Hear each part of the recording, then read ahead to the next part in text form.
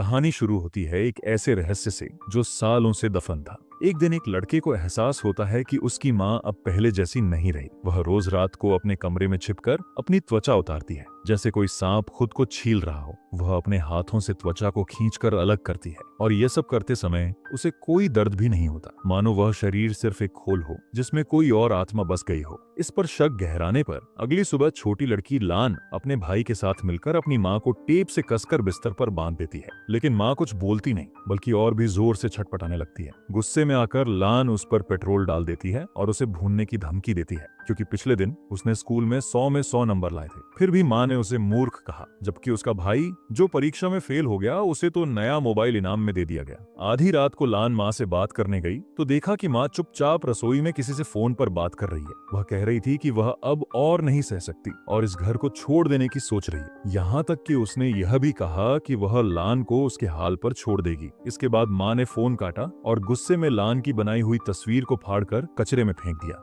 जब लान ने यह सब अपने भाई को बताया तो वह बिल्कुल भी हैरान नहीं हुआ। उसी समय माँ का फोन फिर से बजा और वह बहुत सतर्क होकर बच्चों की तरफ देखकर सीढ़ियां चढ़कर ऊपर चली गई, जैसे वह नहीं चाहती कि कोई उसकी बात सुन ले। लान और उसका भाई धीरे से दरवाजे के पास कान लगाकर सुनने लगे, लेकिन दुर्भाग्य से दरवाजा इतना मजबूत था कि उन्हें कुछ भी सुनाई नहीं दिया। दोपहर में लान अपने भाई के साथ औजारों के कमरे में खेलने गई, लेकिन इससे पहले कि वह अंदर जा पाती, माँ अचानक पीछे से आई और उसे पकड़ लिया। उसकी आंखों में गुस्सा साफ झलक रहा था। लान को अपनी बाह पर एक कट लगा दिखा, लेकिन माँ ने उसकी कोई परवाह नहीं की और चुपचाप वहां से चली गई। इसके बाद लान ने पुरानी तस्वीरें निकाली और भाई के साथ मिलकर माँ की आंखों की तुलना की। पहले माँ की आंखें हरे रंग की थीं, लेकिन अब वे नीली हो चुकी थीं। इससे लान को शक हुआ कि शायद उनकी असली माँ को किसी राक्षसी प्राणी ने बदल दिया है। लान और उसका भाई माँ से सवाल करते हैं कि वह इन दिनों हमेशा मास्क क्यों लगाए रहती है। क्या उसे डर है कि उसकी असलियत सामने आ जाएगी? माँ ने बहाना बनाया कि उसने कोई ब्यूटी ट्रीटमेंट करवाया है और सूरज की रोशनी से बचना जरूरी है। इससे उसने बच्चों को अस्थायी रूप से मना लिया।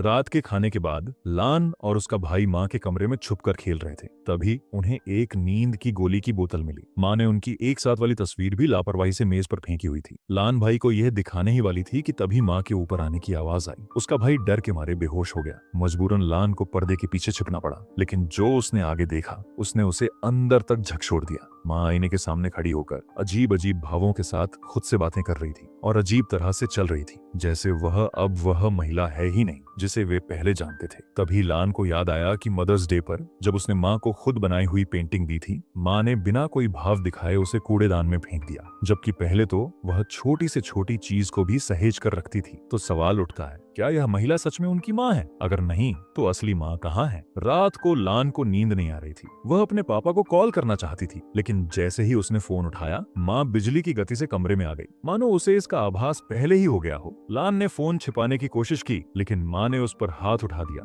और फोन छीनकर उसे गुलाबी पानी से भरे टब में फेंक दिया, जिससे वह पूरी तरह खराब हो गया। अब लान को यकीन हो गया कि सामने खड़ी औरत उसकी माँ नहीं है। उन्होंने भाई के साथ तय किया कि वे बारी बारी से पहरा देंगे ताकि कोई फिर से उनके कमरे में न घुस सके। लेकिन आधी रात होते होते लान खुद को रोक नहीं पाई। वह उस औरत का असली चेहरा देखने के लिए उसके कमरे में गई। वहां उसने देखा कि वह औरत गहरी नींद में थी। लान धीरे धीरे उसके पास गई और उसके चेहरे से मास्क हटाने लगी। औरत से खुद को छुड़ाने के लिए लान ने पास रखी एक मोमबत्ती उठाई और जोर से उस पर वार किया। फिर वह तेजी से दौड़कर अपने कमरे में आई और फिर से बिस्तर को दरवाजे की तरफ खिसकाकर बंद किया ताकि रास्ता बंद हो जाए। अब वो अपने भाई को जगाकर साथ मिलकर उस माँ का सामना करने की योजना बना रही थी, लेकिन उन्होंने सोचा भी नहीं था कि माँ इतनी जल्दी गुस्से में आकर ताले को ही तोड़ देगी। वह दरवाजा धकेलते हुए चीखी, तुम दोनों करना क्या चाहते हो? लान अब और पीछे नहीं हटी। उसने सीधी नजर डालकर कहा, मैंने वही किया जो मुझे करना चाहिए था, यही सही था। माँ बार बार एक ही बात कहे जा रही थी, मैं तुम्हारी माँ हूं, मैं ही तुम्हारी माँ हूँ, लेकिन उसकी आवाज में अब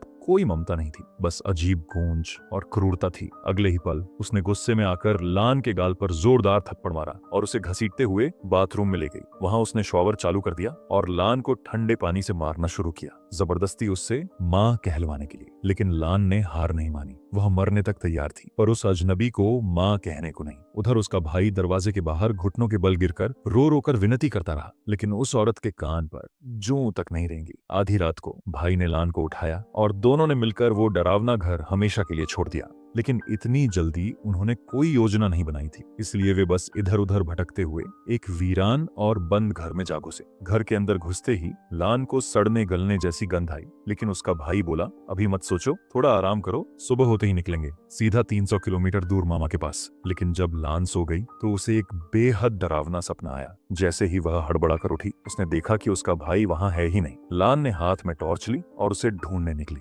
तभी उसने खिड़की के कांच पर एक हथेली का निशान देखा, जो उसके भाई के हाथ जितना ही बड़ा था। वह घबराकर पास गई, लेकिन तभी जमीन पर कुछ सरकता हुआ उसके पास आने लगा, एक डरावना जीव, जिसकी शक्ल इतनी भयानक थी कि बताना मुश्किल है। यहाँ तुम्हें डर न लगे, इसलिए उस प्राणी को थोड़ा छिपा दिया गया है। जैसे जैसे वह प्राणी पास आ रहा था, अचानक लान की आंख खुली। यह भी एक सपना था, एक सपना सपने के अंदर। असल में बाहर गश्त लगा रहे 2 पुलिस वाले बच्चों को देखकर रुक गए थे। जब उन्हें सारी बात पता चली तो उन्होंने कहा कि वे उन्हें सुरक्षित जगह ले चलेंगे। लेकिन हैरानी की बात यह थी कि वे दोनों बच्चों को फिर उसी घर वापस ले आए, उस माँ के पास। वहाँ माँ दरवाजे पर पहले से खड़ी थी, लेकिन इस बार उसके चेहरे पर कोई मास्क नहीं था। वह पूरी तरह खुला था और पुलिस वालों के सामने वह बेहद सभ्य, ममतामयी और शांत दिखने की कोशिश कर रही थी। हर सवाल का जवाब मुस्कुराकर दे रही थी, जैसे कोई पेशेवर अभिनेता हो। पुलिस वाले भी उसकी बातों से पूरी तरह प्रभावित हो गए और बच्चों को वहीं छोड़कर चले गए। जाते जाते माँ ने लान को चेतावनी दी,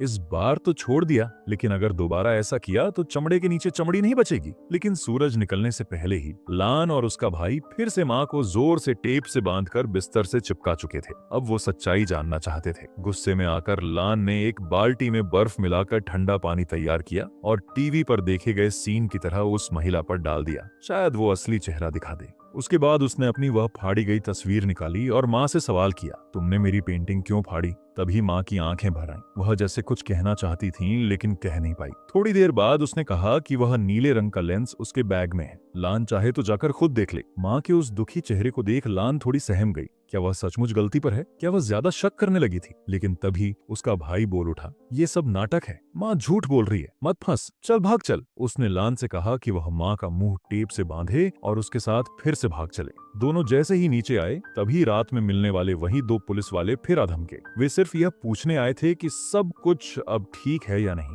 इस बार लान ने हिम्मत से सब कुछ संभाला और पुलिस वालों को बहाने से भेज दिया। फिर दोनों भाई बहन अपना सामान उठाकर फिर निकल पड़े। लेकिन दरवाजे तक पहुंचते ही लान रुक गई। उसके मन में फिर एक शक उठा, कहीं माँ का बैग झूठ तो नहीं था? क्या उसमें सचमुच लेंस है? वह वापस अंदर गई, सच जानने। अगर बैग में लेंस हुआ तो वह मान लेगी कि शायद माँ सही है, लेकिन अगर नहीं हुआ, उसका भाई घबरा गया, बोला, बैग में कुछ नहीं है, चलो यहाँ से, और खुद दौड़कर बैग लेकर आ गया। मानो वह नहीं चाहता कि लान कुछ देख पाए। लेकिन इस बार जब छोटी लान जाने लगी तो वह फिर से रुक गई। उसके मन में आया, अगर माँ को ऐसे ही बंधा छोड़ दिया तो कहीं वो भूख प्यास से मर न जाए। इसीलिए वह ऊपर गई और माँ के पास पहुंची। माँ ने उसे देखकर नम्रता से माफी मांगी, कहा कि शायद वह बहुत ज्यादा सख्त हो गई थी और छोटी लान पर बहुत ज्यादा दबाव बना दिया। माँ बोली, अब से मैं सब्र रखूंगी, तुम्हारे साथ प्यार से पेश आऊंगी। माँ की ये बातें छोटी लान के दिल के उस कोने को छू गईं, जहाँ अब भी एक बेटी का विश्वास जिंदा था। लेकिन तभी उसका तथाकथित भाई आ गया और बेहद ठंडी नजरों से पूछा, तू अब तक गई क्यों नहीं?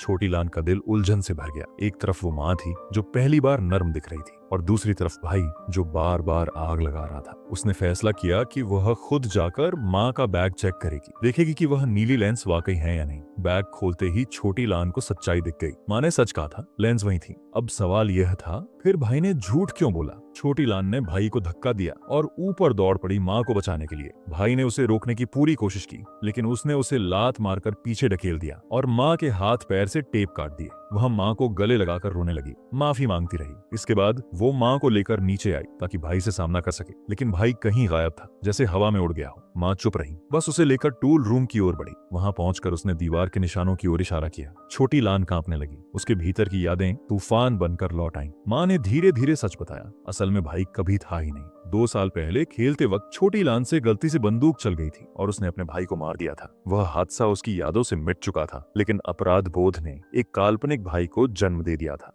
माँ भी अंदर से टूट चुकी थी, इसलिए उसने सर्जरी करवाकर नई जिंदगी शुरू करनी चाहिए। लेकिन सच अब सामने था। छोटी लान को यह स्वीकार नहीं हुआ। उसने माँ को धक्का दिया और माँ नीचे गिरकर मर गई। तेल का दिया गिरा और टूल रूम आग में जल उठा। छोटी लान भाग तो गई, लेकिन पीछे सिर्फ राख बची थी और उसके भीतर फिर वही भ्रम लौट आया। उसने फिर से माँ और भाई की कल्पना शुरू कर दी, क्योंकि सच का सामना करने की हिम्मत अब भी उसमें नहीं थी। ये कहानी एक टूटे हुए परिवार की त्रासदी है, जहां एक गलती ने सब कुछ तबाह कर दिया। पिता तो हादसे के बाद जैसे भाग ही गया, माँ अपना दर्द बेटी पर निकालती रही और छोटी लान वह अकेली रह गई, गिल्ट और भ्रम के बीच झूलती हुई। कभी कभी झूठी कल्पनाएं असली जख्मों से बचने का तरीका बन जाती हैं, लेकिन वो जख्म अंदर ही अंदर रिश्ते रहते हैं। कुल मिलाकर ये कहानी एक आईने जैसी है, जो दिखाती है कि परिवार के जख्म कैसे अनदेखे रह जाते हैं। अगर पिता ने साथ नहीं छोड़ा होता, अगर माँ ने सही समय पर प्यार दिखाया होता, अगर छोटी लान को सही समय पर मदद मिल जाती, तो शायद यह अंत कभी आता ही नहीं।